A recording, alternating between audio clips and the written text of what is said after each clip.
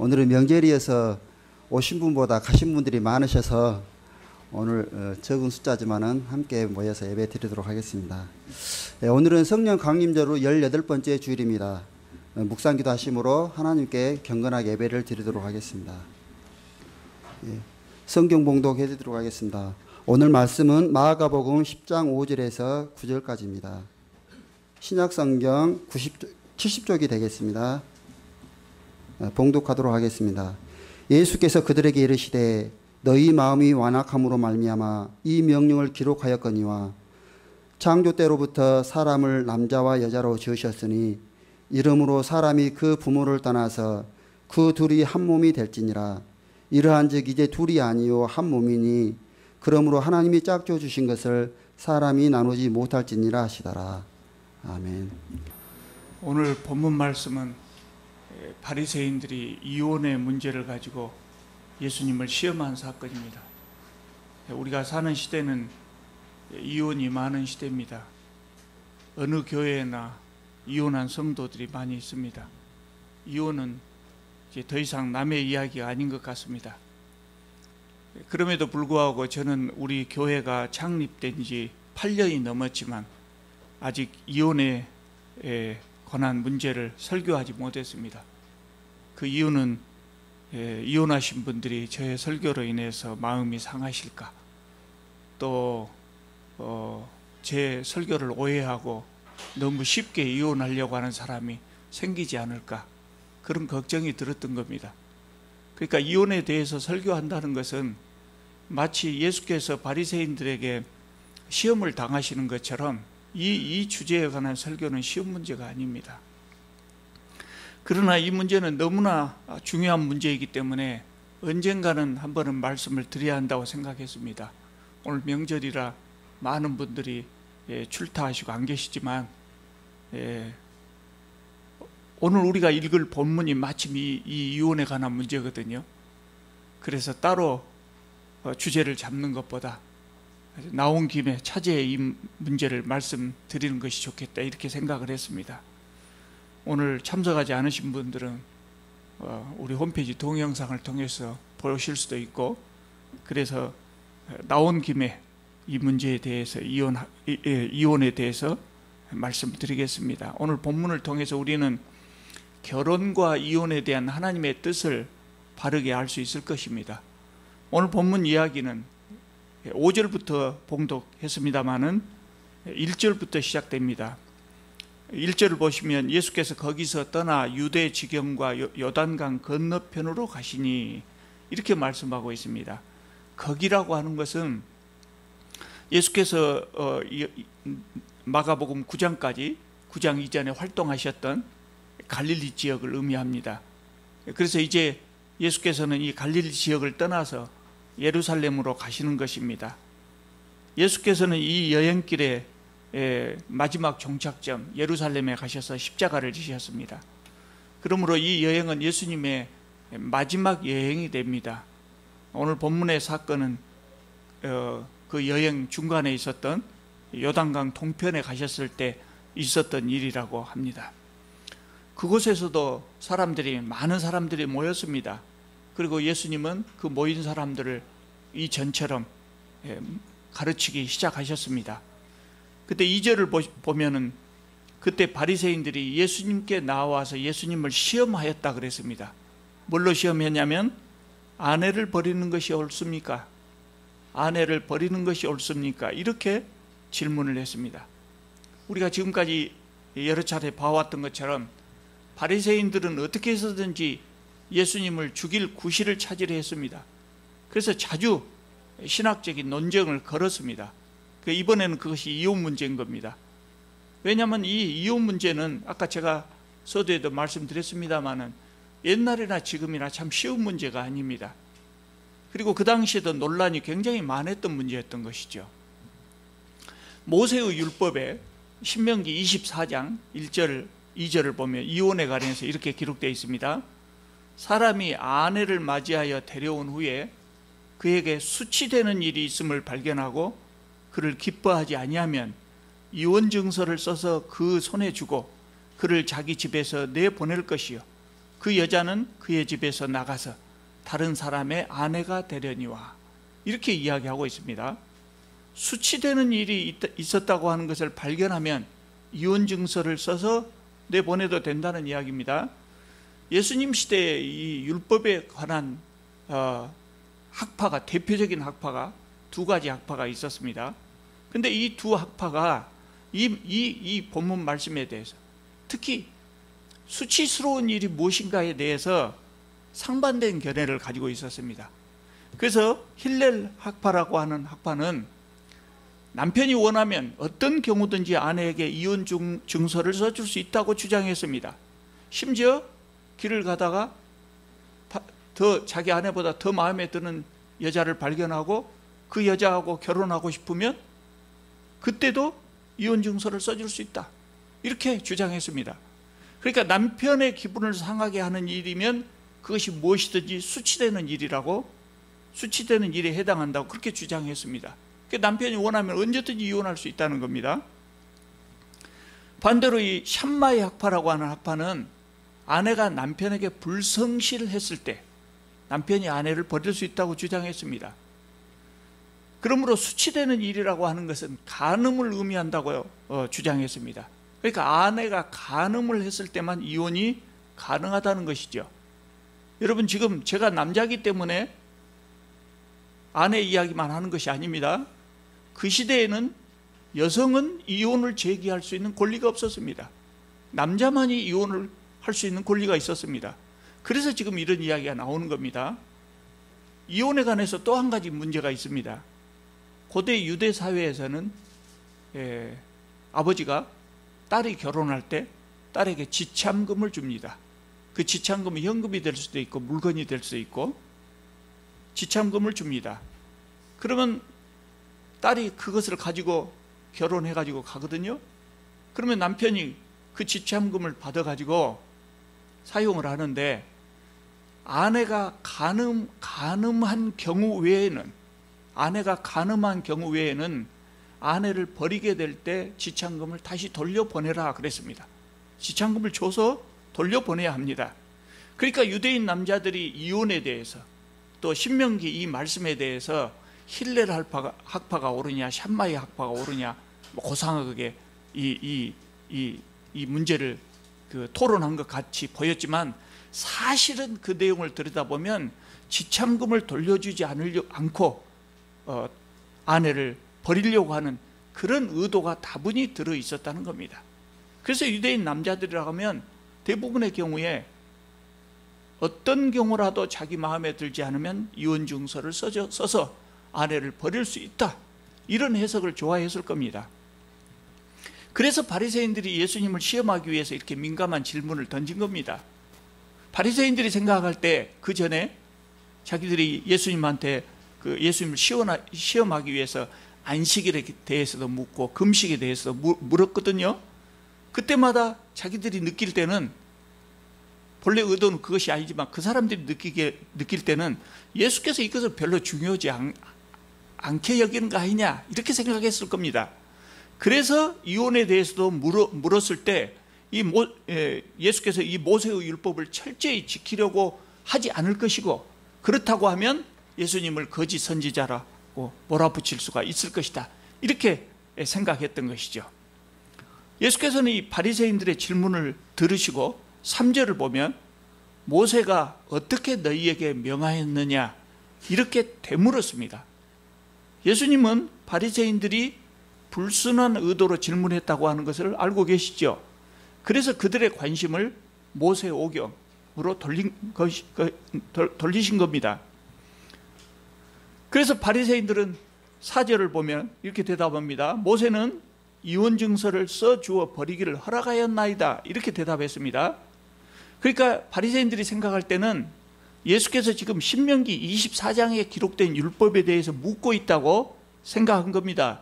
그래서 그 신명기 24장을 그대로 대답한 겁니다. 그러나 이것은 예수님이 의도한 질문이 아닙니다.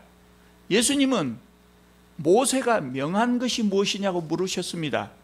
모세가 허락한 것을 물으신 것이 아닙니다. 그러나 바리새인들은 처음부터 이것을 생각하고 이걸 의도하고 질문을 했기 때문에 신명기 24장의 대답만 밖에 할 수밖에 없었지요. 그래서 모세가 허락한 것을 대답한 겁니다. 여러분, 모세는 결코 이혼을 명한 적이 없습니다. 인간의 죄악된 본성 때문에 모세 시대, 그 오래된 옛날 모세 시대에도 이혼은 불가피한 것이 되어 있었습니다. 그래서 모세는 이혼으로 인해서 아내들이 입을 피해를 덜어주기 위해서 최소한의 지침으로 이 신명기 24장 1절 2절 이 율법을 준 겁니다.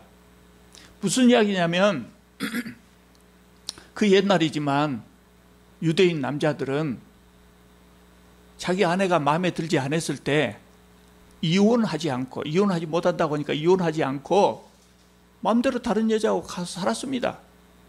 자기 아내를 그냥 버려둔 채 다른 여자하고 가서 살았습니다. 그러면 그 여인은 어떻게 되냐면 결혼한 여자이기 때문에 이 여인은 다른 남편한테 갈 수 없는 겁니다. 그 당시에 남성들이 생각할 때 여성들은 2등심이었단 말이죠. 심한 경우에는 재산의 일부로 보기도 했다는 것이죠. 그렇게 여성은 다른 남자를 찾아갈 권리가 없어요. 그렇게 되면은 간음죄를 범했다고 죽을 수도 있다는 것이죠. 그런데 버림받은 여성들은 그 옛날 여성들이 경제력이 없기 때문에 어디 가서 돈 벌 수가 없기 때문에 버림받은 여성은 꼼짝없이 굶어 죽을 수밖에 없어요. 이 시대가 그렇게 악한 시대였다는 것이죠.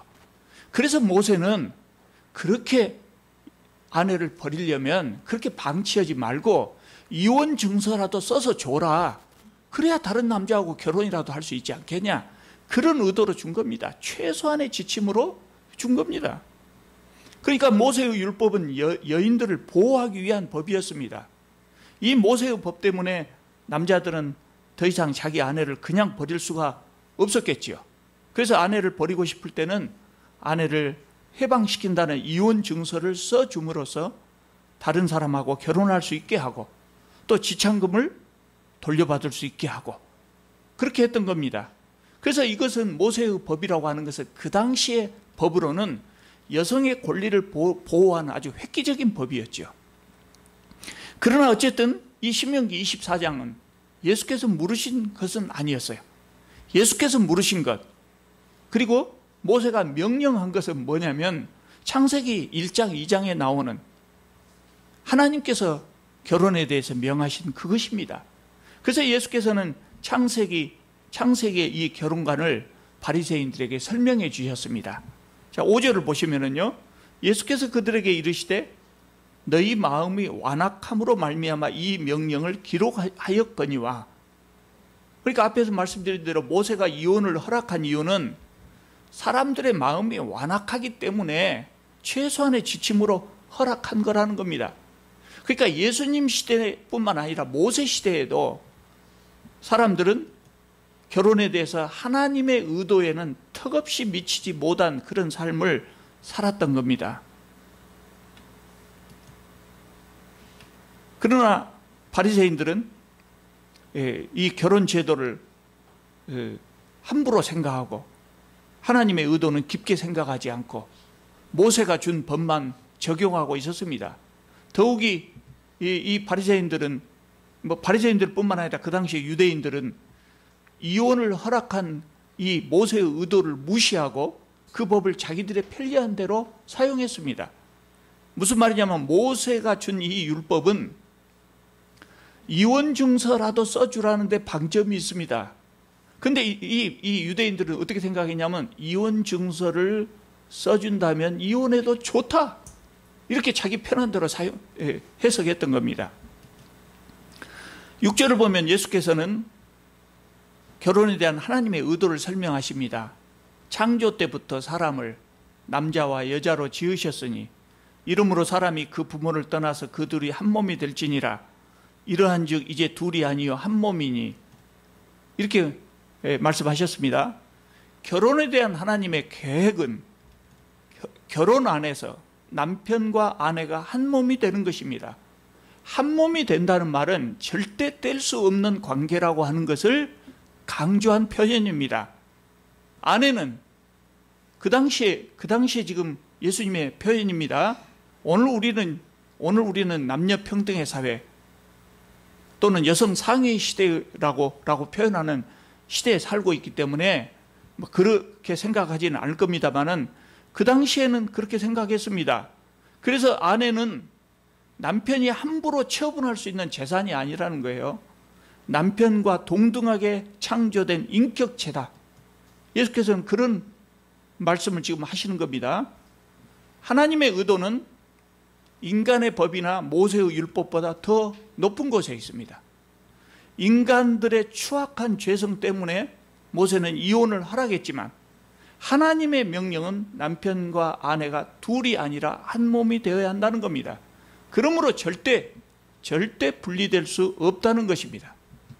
여러분, 이 말씀을 우리가 생각한다면 세상에 이혼하는 사람들의 모습을 한번 봐보십시오. 더 이상 살기 싫다고 자기 배우자를 원수 보듯하고 기어이 헤어지겠다고 그렇게 생각하는 것은 하나님의 법에 따라서 해석하자면 마치 자기 손이나 발이 보기 싫다고 찍어내버려야 되겠다 하는 것과 다를 것이 없다는 겁니다. 더욱이 헤어지면서 재산을 한 푼이라도 덜 주고 더 받으려고 다투는 것은 하나님의 법 이전의 세상의 법으로도 추한 모습입니다. 추한 모습입니다.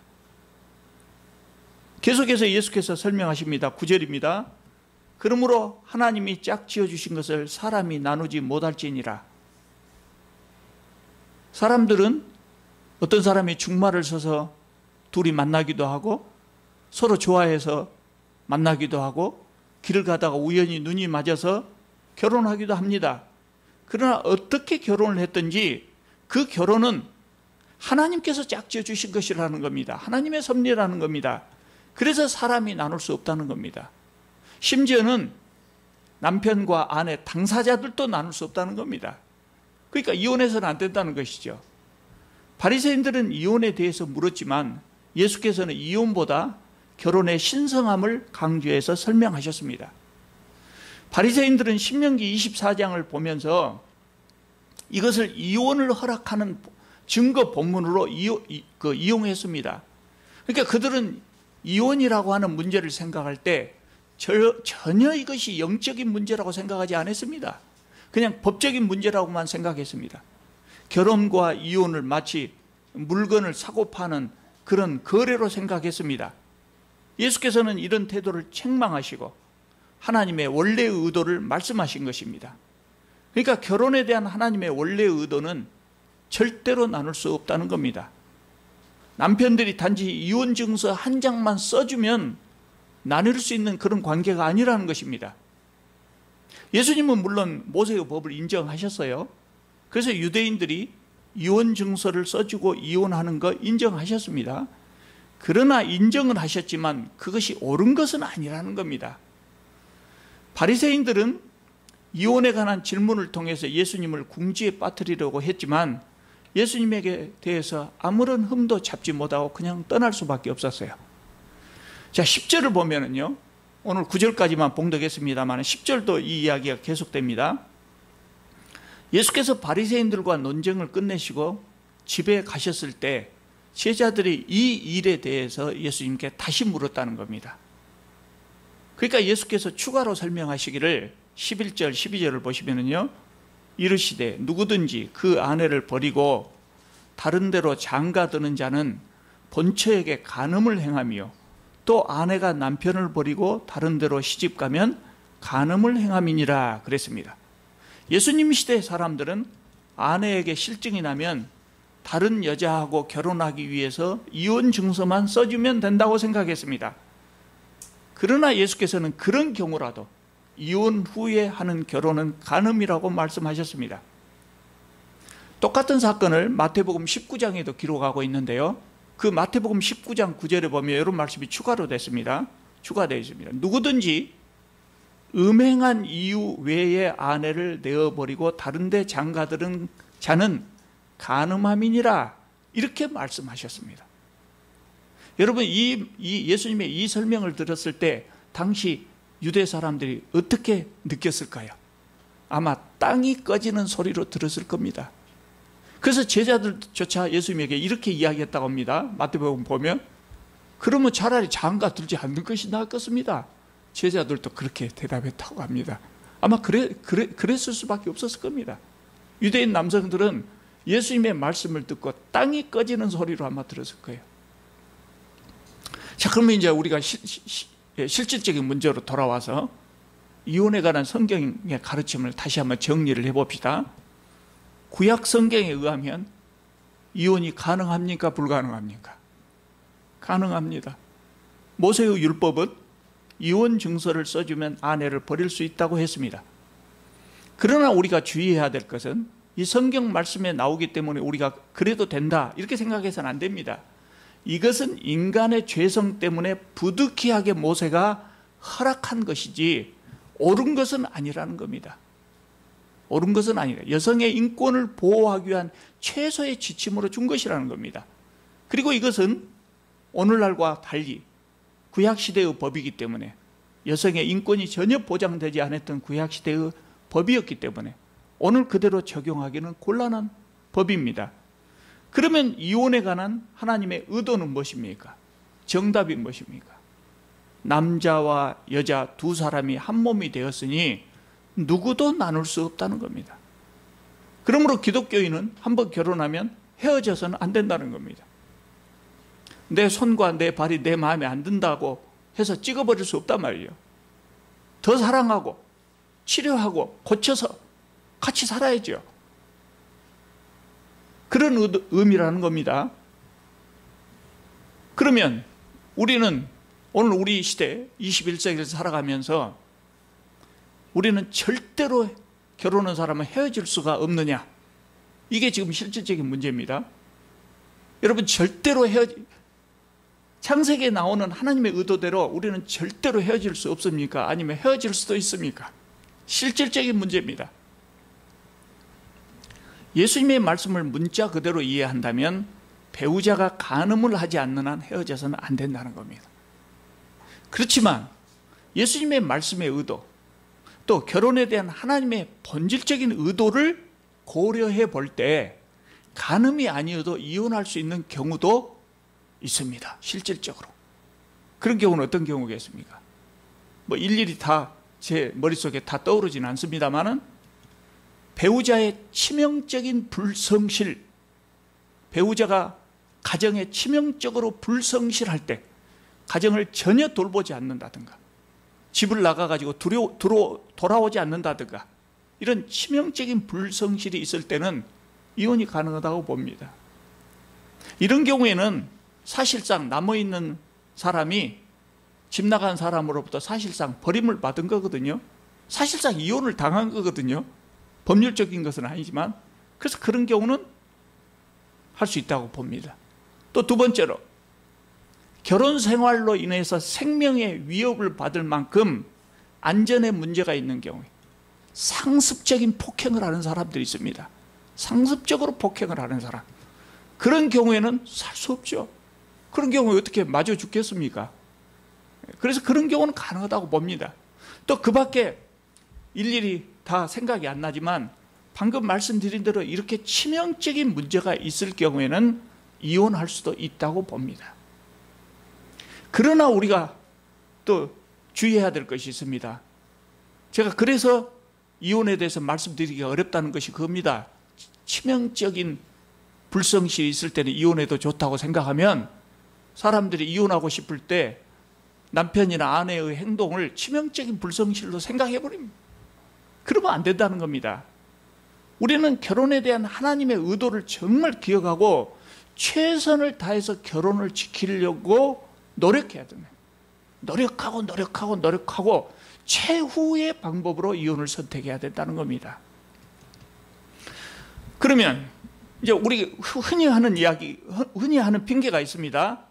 성격이 안 맞아서 도저히 살 수가 없다. 정이 떨어져서 도저히 살 수가 없다. 이런 경우는 어떻게 해야 됩니까? 이런 경우에는 그 사람들의 케이스에 따라서 다를 것입니다. 그렇기 때문에 함부로 말할 수 없지만 일반적으로 말하자면 성격 차이라든가 정 떨어진 것 갖고는 이혼해서는 안 된다는 겁니다. 그건 하나님 앞에 죄가 됩니다. 성격 차이 극복해야 됩니다. 극복할 수 있습니다. 극복할 수 있습니다. 성격 차이 극복하고 살아야 됩니다. 여러분들 중에는 제가 이렇게 말씀드리니까 당신은 여자를 잘 만나서, 아내 잘 만나서 그렇게 이야기합니다, 그러실 분도 있을지 모르겠지만, 여러분 성격이, 남자와 여자가 만났을 때 성격이 잘 맞아갖고 그냥 잘 사는 사람이 어디에 있겠습니까? 안 맞는 것이 정상입니다. 저도 언제가 말씀드렸습니다만, 결혼하고 6개월 동안 신혼 초에 이거 정말 살아야 되냐 말아야 되냐 심각하게 고민했습니다. 철이 없기 때문에 그랬죠. 근데 나중에서 깨달았죠. 남자와 여자는 서로 다를 수밖에 없죠. 또 전혀 다른 환경에서 성장해 왔는데, 30년 가까이 성장해 왔는데 성격이 같다면 그것이 이상하죠. 그러니까 맞춰가야 됩니다. 이해하려고 노력하고, 그리고 양보하고, 그렇게 살아야 됩니다. 지금은 저 아주 행복하게 잘 살고 있습니다. 성격 차이는 서로의 노력에서 양보하고 노력하고 이해하고 그렇게 해서 극복해야 됩니다. 신앙인이라고 하면 반드시 그래야 됩니다. 아내가 남편이 비정상적인 성격이어가지고 도저히 맞출 수가 없다. 그럼 어떻게 해야 됩니까? 손발이 아파가지고 제 기능을 못하면 어떻게 합니까? 치료해갖고 살아야 되지 않겠습니까? 그래서 내 배우자가 결혼하고 보니까 불행하게도 비정상적인 성격이다. 그럴 경우는 어쩔 겁니까? 그럴 때는 치료받게 해야 됩니다. 치료받게 해갖고라도 그래야도 함께 살아야 됩니다. 도저히 안 된다면 그것은 최후의 방법은 생각할 수 있겠습니다만은 웬만하면 치료해서 같이 살아야 됩니다. 정이 떨어졌다, 이거 핑계 댈 수 없습니다. 더 이상 사랑하지 않기 때문에 우리는 함께 살 수 없습니다. 그것은 말이 안 됩니다. 기독교인들은요, 정이 떨어지기 전에 정 떨어지지 않도록 미리 조심해야 됩니다. 그래서 싸움하더라도 막말을 해서는 안 됩니다. 그리고 싸움하면 가능한 한 빨리 화해를 해야 됩니다. 화해하기 힘들잖아요.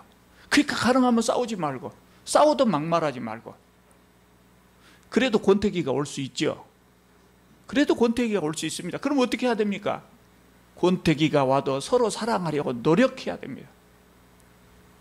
결혼 안 해본 사람들은 아니 싫은데 어떻게 노력하면 좋아집니까? 그렇지 몰라도 우리 결혼하신 분 알잖아요. 그러다 보면 다시 좋아져요. 살만합니다. 살만합니다. 여러분 결혼하고 2, 3년만 지나면 더 이상 배우자에 대해서 설레는 감정이 없어요. 뜨겁게 사랑해서 결혼해도 2, 3년 지나면 설레는 감정이 없잖아요. 손을 만져도 이것이 내 손인가, 아내 손인가, 남자 손인가, 여자 손인가 그러지 않아요. 근데 항상 찌릿찌릿한 그 설레는 감정만 느끼고 살아야 된다고 생각하면 그거 잘못 생각한 겁니다. 그런 설레는 감정을 느끼기 위해서 다른 사람을 만나야 합니까? 세상에는 그렇게 생각하는 사람들이 있단 말이죠. 더 이상 사랑하지 않기 때문에 다른 사람을 골라야 되겠다. 여러분 예수께서 말씀하셨습니다. 아까 배우자가 음행한 이유 외에 다른 사람과 결혼하는 것은 간음이다 그랬습니다. 이 말씀이 뭘 의미하겠습니까? 내 아내, 내 남편이 아닌 다른 사람이 다른 사람을 더 사랑하기 때문에 그 사람하고 결혼하기 위해서 현재의 배우자하고 이혼하려고 하는 것은 간음이라는 겁니다. 그것은 간음이라는 겁니다. 여러분 현재의 배우자가 권태기라고 해서 다른 사람 얻어가지고 다른 사람하고 결혼해서 살면 그 사람하고는 권태기 안 옵니까? 그 사람도 2, 3년이면 끝납니다. 2, 3년 지나면 또 권태기 옵니다. 그러면 또 이혼하고 또 다른 사람 만나겠습니까? 평생 그렇게 살 것입니까? 엘리자베스 테일러가 8번 결혼했다고 합니다. 8번 결혼했다고 합니다. 그러면 그 사람은 8명의 남편하고 살았으니 우리보다 8배나 행복할까요? 아마 제가 안 물어봤습니다만 우리보다 훨씬 불행한 삶을 살았을 겁니다. 여러분 또 한 가지 결혼에 실질적인 문제가 있습니다. 우리가 결혼하신 분은 알겠지만 결혼을 해서 살면서 서로에게 적응하는데 얼마나 많은 시간, 얼마나 많은 노력이 들었습니까? 새로운 사람을 만나면 그 일을 또 해야 된다는 겁니다. 새로운 사람을 만날 때마다 그거 해야 됩니다. 얼마나 고통스럽게. 쉽지 않습니다. 여러분, 그래서 하나님께서 한 사람을 만나고 그 사람과 한 몸을 이루고 나누지 말라고 한 겁니다. 하나님께서 우리에게 해로운 것 하라고 하시겠습니까? 그것이 가장 좋은 것이기 때문에 그렇게 하라는 겁니다. 그러므로 우리는 내 배우자와 절대 헤어질 수 없다. 헤어진다는 것, 이혼이라고 하는 것, 그 단어나 개념 자체를 우리 머릿속에 지워버려야 됩니다. 그래야 행복할 수 있습니다. 그래야 서로에게 안정감을 줄 수 있고, 그래야 자녀들에게 안정감을 줄 수 있습니다. 그런 가정이 행복한 겁니다. 마지막으로, 그러면 목사님 말씀을 진즉 들었으면 이혼 안 할 텐데 이미 이혼한 사람들은 어쩌면 좋습니까? 해서는 안 될 이혼을 이미 해버린 사람은 어떻게 해야 됩니까? 물론 현재 불륜의 관계에 있다면 그 안 되죠. 청산해야죠. 그러나 이혼을 하고 정상적으로 새로운 가정을 이루어서 그렇게 살고 있다면 어떻게 해야 됩니까? 그 이혼을 무효로 하고 다시 돌아갈 수는 없지 않습니까? 그렇게 하면 현재의 배우자는 또 어떻게 되겠습니까? 그래서 그냥 사셔야 합니다. 그냥 사셔야 합니다. 그렇지만 과거에 잘못된 이혼, 잘못된 재혼, 그것에 대해서는 하나님 앞에 철저하게 회개하셔야 합니다. 철저하게 회개하셔야 합니다. 모르고 그랬습니다. 그러시든지 몰랐을 때는 하나님께 철저하게 회개해야 됩니다. 그거 용서하실 겁니다. 그리고 다시는 그런 잘못을 범하지 않도록 성실한 결혼 생활을 해야 됩니다. 그리고 전에 버렸던 배우자가 나 때문에 경제적으로 어려운 삶을 살고 있다면 현재의 배우자 동의를 얻어서 도와줘야 되고, 또 전에 배우자 사이에 낳은 자녀들 직접 기르든지 양육비를 보내든지 책임지고 돌봐야 합니다. 그것이 하나님께서 우리에게 주신 결혼에 대한 하나님의 의도입니다. 명령입니다. 여러분, 결혼이라고 하는 문제, 남녀가 만나서 같이 산다는 문제는 매우 복잡한 문제고, 그렇기 때문에 매우 다양한 경우가 있을 겁니다. 그래서 제가 다 말씀드리지 못한 것도 물론 있을 겁니다. 그래서 그런 경우에는 성경 말씀에 비추어서 다시 해석해 봐야 될 필요도 있어요. 그리고 그럴 때는 그래도 안 되면 목사하고 상담을 해야 될 필요가 있습니다. 그러나 우리는 하나님께서 우리에게 주신 가정 절대로 나눌 수 없다. 정말 내 아내, 내 남편을 사랑하고 아끼고 부족할수록 더 채워주고 그렇게 해서 살아야 되겠다. 그 마음을 가져야 됩니다. 그래야 우리가 복받을 수가 있습니다. 여러분, 결혼은 하나님께서 제정하신 신성한 제도입니다. 하나님께서 주신 가정, 또 하나님께서 맺어주신 배우자에게 충실함으로 하나님께서 가정을 통하여 우리에게 주시는 만복을 누릴 수 있기를 바랍니다. 기도하겠습니다. 거룩하신 우리 하나님, 저희들에게 결혼 제도를 주시고 사람들을 만나서 가정을 이루게 하신 것을 감사드립니다. 거룩하신 하나님, 주님의 귀한 백성들이 참으로 가정에서 안정을 누리고 행복을 누릴 수 있게 하여 주시옵소서. 주님의 의도대로 우리의 가정을 소중하게 여기고 서로 사랑하고 양보하고 이해하고 도우면서 평생을 해로할 수 있게 하여 주시옵소서. 예수님의 이름으로 기도하옵나이다. 아멘.